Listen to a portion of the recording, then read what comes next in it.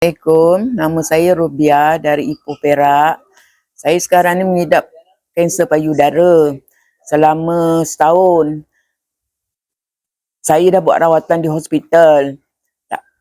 Dah buat mamogram, CT scan, tapi masih lagi rasa sakit lagi kan. Payudara saya tu berdenyut. Tapi bila adalah baginya obat tahan sakit, tapi selepas obat habis tu dia sakit balik. Malam saya tak boleh nak tidur, rasa tak tidur, rasa ni lah badan tak sihat kan. Jadi adalah demam. Bila petang saya demam, siang dia tak demam, petang je mesti saya demam. Jadi saya ada pula orang kenalkan saya dengan Nutrika. Jadi saya pun bincang-bincang dengan anak. Habis saya ambil lah Nutrika tu.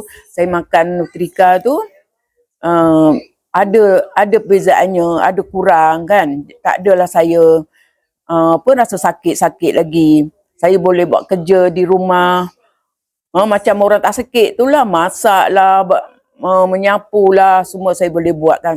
Sebelum tu memang saya tak boleh buat kerja, rasa nak tidur je, macam badan tak tenaga kan, lemah je. Jadi selepas minum Nutrika tu saya sihat kan. Saya makan tu masa tu 2 minggu memang dah ada dah kesannya kan. Saya pun terkejut lah kan, dah pasal dah tak ada sakit-sakit lagi.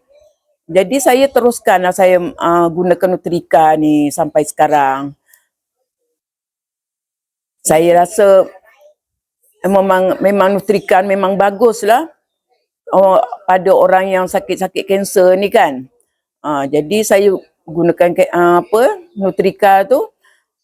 Saya minumlah sehari 2 kali, pagi dengan malam saya gunakan Nutrika tu.